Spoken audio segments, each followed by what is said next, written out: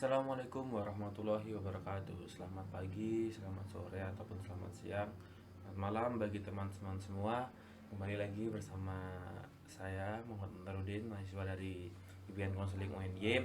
Nah, pada kesempatan kali ini saya akan menyampaikan mengenai toxic positivity. Nah, sebelumnya teman-teman silahkan berada di posisi yang nyaman duduknya, biar nanti nonton videonya sambil santai dan bisa mendapatkan ilmunya dengan baik gitu. Semoga semuanya dalam keadaan sehat walafiat. Langsung saja kita menuju ke pembahasan kita, yaitu toxic positivity. Nah, apa yang kalian ketahui tentang toxic positivity? Nah, nanti kalau misalkan komentar ya. Toxic positivity adalah kondisi ketika seseorang menuntut dirinya sendiri atau orang lain untuk selalu berpikir dan bersikap positif serta menolak emosi negatif. Nah, jadi orang-orang yang memiliki yang beranggapan orang yang terlalu toxic positivity itu biasanya dia tuh melupakan emosi negatif pada dirinya ataupun orang lain kayak gitu. Seperti perasaan yang sedang sedih, perasaan marah, dan perasaan tidak suka itu tuh dia dia kesampingkan gitu loh. Padahal kan hal itu tuh emang ada dalam jiwa manusia, dalam tubuh manusia pasti ada, karena ya itu tuh saling beriringan antara eh, emosi negatif dan emosi positif. Tapi ketika orang terlalu positivity atau terlalu toxic positivity terlalu tinggi, sehingga itu akan melupakan hal itu gitu loh. Sehingga dia itu akan eh, kurang peka dengan perasaan lingkungannya, perasaan dirinya pun dan sendirinya pun tidak mengetahui gitu. Seperti itu orang. Lanjut terus ciri-ciri toxic positivity. Itu yang pertama, menyembunyikan perasaan yang sedang dirasakan. Nah, dia tuh sering kan dalam zaman sekarang ini tuh dia mengatakan dia baik-baik saja, dia senyum di depan orang lain, dia bahagia. Sedangkan sebenarnya dari sendiri itu sedang sedih, sedang sakit, sedang banyak masalah. Tapi karena dia terlalu toksik, dia tidak tidak mau menyebarkan apa memberikan orang lain, biarkan orang lain tahu tentang perasaan sebenarnya gitu loh. Jadi orang ini akan terus berpura-pura baik walaupun sedang sakit kayak gitu. Terus yang kedua, terkesan membiarkan atau menghindari masalah. Nah, itu karena terlalu berpikir positif. Jadi ketika ada masalah, ada hal-hal yang membuat dia sedih, dia akan menghindari. Dia akan menjauhi hal itu agar tidak terkesan dia sedang sedih, terkesan dia sedang menangis dan lain sebagainya. Terus yang ketiga itu merasa bersalah ketika melakukan atau merasakan emosi negatif. Nah, itu ketika ketika orang itu berbicara atau ngomong terus dia kelihatan sedih di depan orang lain, atau punya perasaan sedih atau marah tentang sesuatu, dia akan merasa bersalah. Padahal padahal kan manusia kan pasti punya emosi negatif dan emosi positif, dimana hal itu harus beriringan. Tapi ketika dia ada toxic positivity, maka dia akan merasa bersalah ketika mengungkapkan kalau dia itu sudah sedih, dia itu menangis, dia itu marah, itu akan merasa bersalah dan itu akan sangat mengganggu kehidupannya gitu. Orang yang terlalu toxic positivity ataupun terlalu negatif itu juga tidak baik gitu loh. Suatu yang berlebihan itu pasti tidak baik. Terus yang keempat, mencoba memberikan semangat kepada orang lain disertai dengan pernyataan yang seolah meremehkan. Nah, seperti ini. Orang yang seperti itu, ya dia soal memberi semangat pada orang lain, semangat ya gitu loh. Tapi kadang tuh meremehkan, kayak semangat ya, tapi halah gitu aja, tenang gak sakit kayak gitu. Gitu aja remeh gitu loh. Terus itu kayak dia tuh ingin menyemangati tapi meremehkan masalah yang dialami oleh orang lain itu. Jadi ya kayak gimana ya, ingin menyemangati tapi malah bikin orang lain sedih secara nggak langsung gitu loh, karena dia toxic positivity. Dia menganggap semua itu remeh, masalah yang berkaitan dengan sedih, terus kemarahan dan kecewaan yang lain sebagainya, yang hal-hal yang negatif tuh semuanya hal remeh gitu loh, padahal tuh nggak seperti itu dalam kehidupan. Terus yang kelima, sering mengucapkan kalimat yang membandingkan diri sendiri dengan orang lain. Nah, ini biasanya tuh dia tuh kayak misalkan halah cuman segitu aja gitu. Terus penderitaanmu belum seberat yang aku alami ya gitu. Itu kan kayak membandingkan dirinya dengan orang lain gitu. Padahal kan tingkatan kesiapan orang dalam menerima kehidupan itu beda-beda gitu, tapi dia membandingkan dirinya dan merasa paling bisa gitu loh, karena dia ya selalu menghindari emosi negatifnya gitu, selalu toxic positivity itu, padahal dia sedih pun nggak akan mengakuinya gitu, sedih, sehingga ketika orang lain sedih, marah ataupun kecewa dengan suatu hal, maka dia akan ngomong ke mereka dan membandingkan dengan dirinya, alah gitu aja nggak usah gitu, alah cuma masalah kayak gitu aja biarin kayak gitu, padahal kan orang kadang nggak bisa nerima itu, kadang nggak, orang nggak bisa nerima masalahnya itu dengan sepele seperti itu. Terus yang keenam, melontarkan kalimat menyalahkan orang yang terkena masalah. Nah gini, misalkan nih ada masalah ya kan, ada masalah seorang, misalkan percintaan, terus mungkin diputusin terus sedih kan, terus nanti dia bilang datang gini, ya udah gitu aja nggak apa-apa, orang itu juga salah kamu, kenapa kamu selingkuh, kenapa kamu nggak perhatian gitu, kenapa kamu coba sama pasanganmu gitu. Nah gitu, jadi kayak malah menyampaikan, memberikan masukan tapi nyalahkan orang itu gitu loh, padahal itu orang udah posisinya udah sedih gitu kan, tapi dia kasih masukan bukannya membangun biar kembali semangat, tapi malah menjatuhkan karena sekali menyalahkan. Ya udah jangan dilakuin lagi, apa nggak usah sedih, orang itu juga salah kamu, itu pasti orang yang sedang dalam masalah itu, dalam itu pasti merasa sangat kecewa gitu loh, sangat sedih gitu diomongin seperti itu.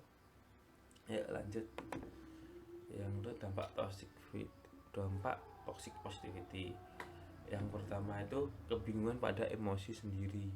Nah ini jadi ketika orang ini toxic positivity terusnya tinggi terlalu itu, dia tuh akan kayak mati rasa itulah, antara sedih, hal-hal yang positif, emosi negatifnya itu akan mati rasa, kayak dia tuh sedih atau enggak jelas, terus dia sedang marah atau enggak itu enggak jelas, sedang kecewa atau enggak itu enggak jelas, ya karena dia selalu menghindari hal itu gitu. Jadi kayak dia nggak bisa mengekspresikan gitu, nggak bisa memberitahu ke sekitarnya kalau dia itu sedang. Jadi orang-orang di sekitar itu yang menganggap dia nggak apa-apa gitu, dari dia sendiri pun nggak tahu dia sedang merasakan itu, kayak mati rasa gitu. Terus yang kedua, sulit menggambarkan perasaan. Nah tadi yang seperti saya yang sampaikan tadi barusan gitu loh, jadi dia tuh nggak akan tahu apa yang sedang dia rasakan gitu loh. Ya kan dia sedang sedih tapi dia ya tertawa aja, padahal itu sedih, itu sedang sedih, dia sakit, artinya itu sedang sakit, tapi dia berusaha untuk baik-baik saja dan tidak memperlihatkan itu, tapi hal itu kan bahaya gitu loh, karena kadang emosi negatif itu emang harus dikeluarkan biar tubuh kita tuh bisa rileks lagi, bisa tenang, tidak terlalu kepikiran gitu loh.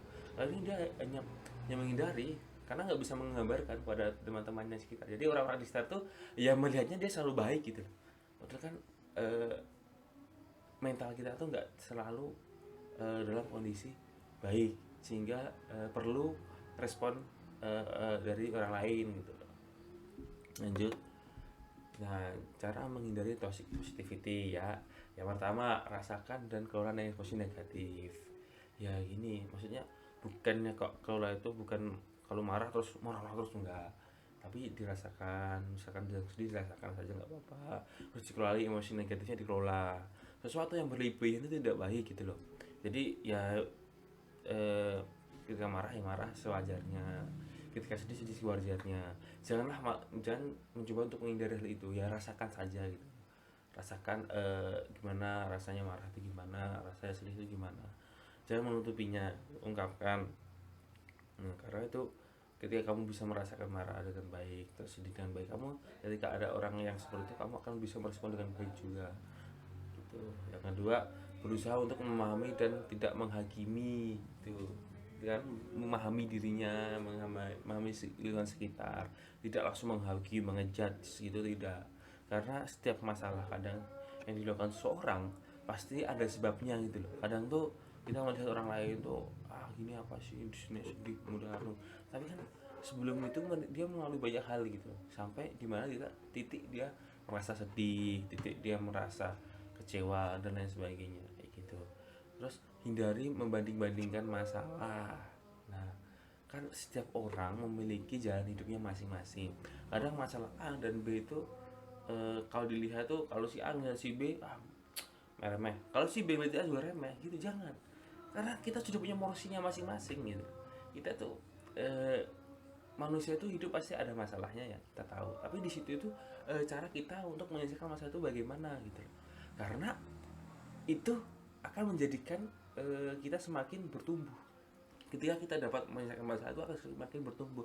Tapi masalah orang antara A dan B, C, D, E itu beda-beda. Jangan kamu bandingkan gitu, tidak bisa, karena ya beda. Walaupun kamu bandingkan, bukannya malah selesai masalahmu, malah tumbuh masalah baru gitu loh. Iri, hubungan itu tumbuh keirian gitu. Jadi janganlah dibandingkan, karena manusia ini berjalan melalui alurnya sendiri-sendiri kayak gitu. Terus selanjutnya, mengurangi penggunaan media sosial.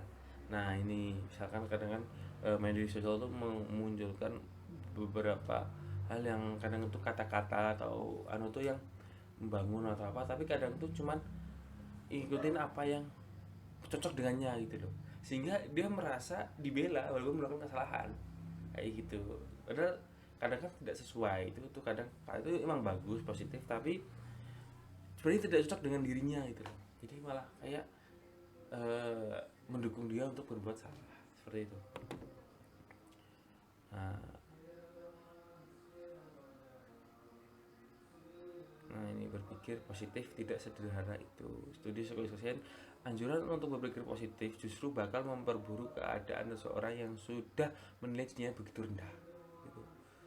Terus mengucapkan semua bakal baik-baik saja atau tetap positif ke seseorang yang baru kau kena musibah tidak selalu membantu, alih-alih bisa dinilai sebagai sikap meremehkan.